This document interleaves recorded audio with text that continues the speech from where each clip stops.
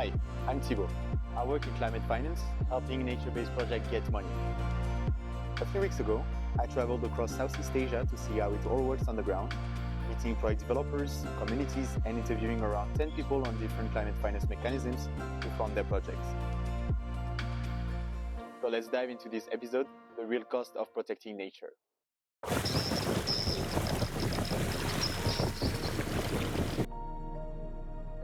That is, of course, a super important question, and we're gonna dive first into understanding the costs related to the project to justify all the money that is needed, and then we're gonna get into the revenues.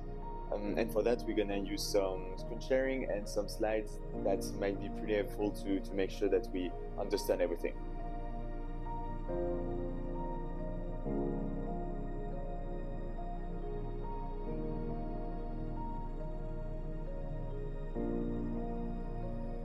Nature-based projects take time and massive amount of data, as we can see here in this project costing tool available online.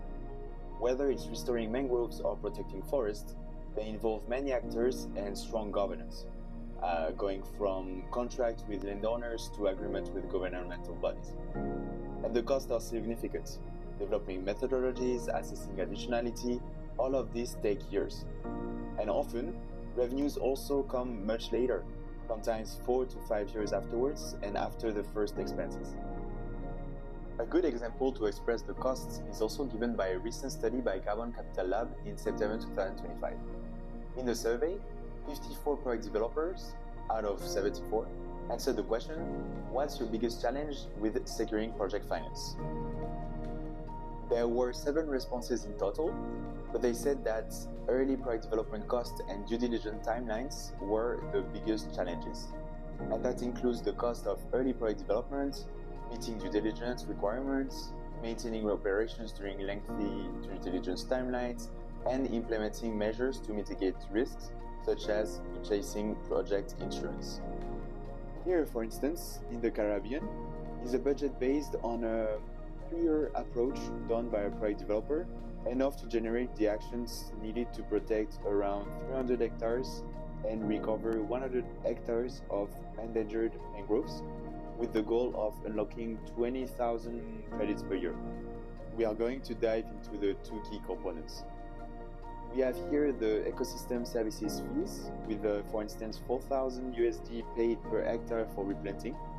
And as a comparison, for some mangrove restoration projects in Indonesia, the cost is around $3,700 per hectare for planting, plus $1,300 again per hectare for maintenance over 40 years, with costs gradually decreasing each year. It depends, of course, if you plant 1,250 or 2,500 trees per hectare, but it's not cheap at all.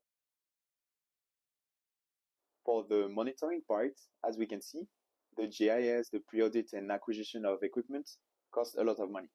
And in the end, it equals to nearly $1.4 million USD for the 3 first years of the project. Let's take another example, but this time with my face in the bottom. So here, let's take a conservation project of 7,000 hectares. So be ready, it's a bit more theoretical, but it's really important to understand how it works. As you can see here, most of the money goes to community engagement, monitoring, reforestation, and governance. You can also use this money for a lot of other things, of course. For instance, and it's not mentioned here, but write village laws.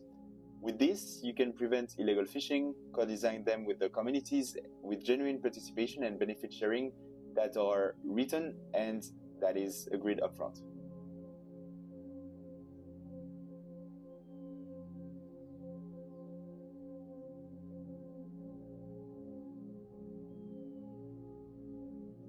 So the total budget for this project is around $3.26 million then, with the different examples of costs shown in this graph.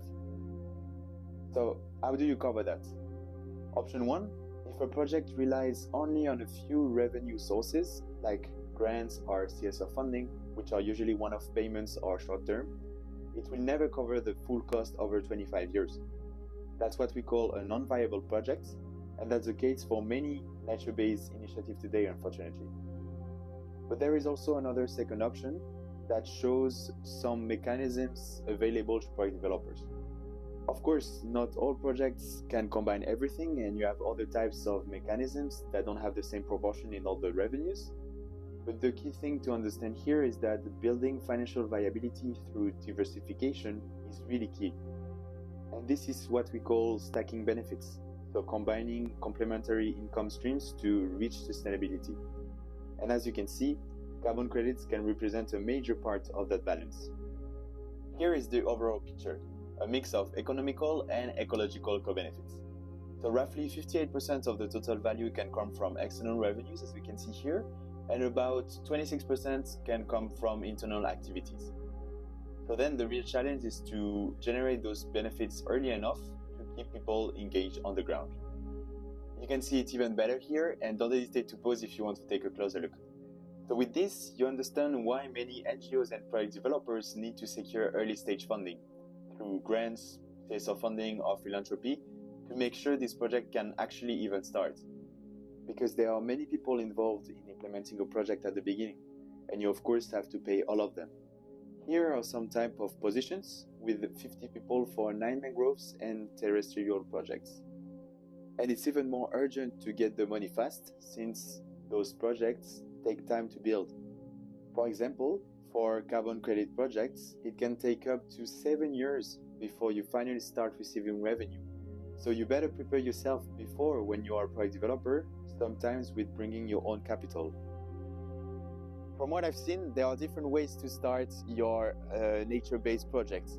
However, it's important to keep in mind all of the different other climate finance mechanisms before getting started. There are, of course, a lot of different ones, but I try to gather them here. If we look back at our 25-year scheme, revenues evolve over time. So, in an ideal example of project, as we can see here, large investments are required in the early years, gradually stabilizing later thanks to carbon credits, agriculture, or other nature-based income streams. It's leading us to the plan of this documentary, where we will treat each of those challenges and each of those climate finance mechanisms one by one. So first, as a project developer, you need to kickstart and the project and unlock initial funding through grants, philanthropy, CSR contributions, or sometimes your own capital.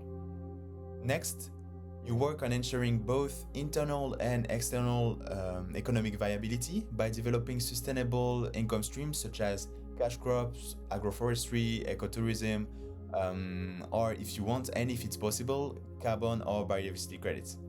And on top of that, you need to check at the same time what's happening in your country about different type of payments, such as payment for ecosystem services, day for nature swaps, or DFIs.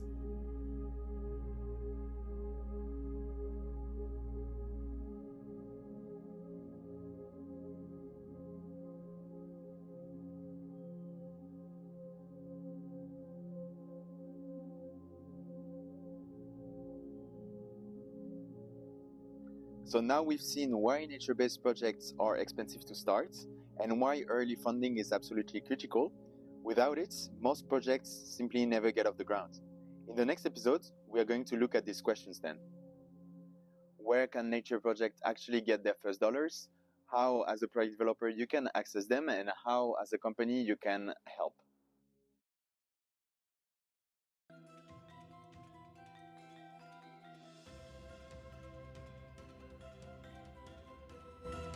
So basically what we do is to make private sector interested in why biodiversity is so important for a country like Sri Lanka.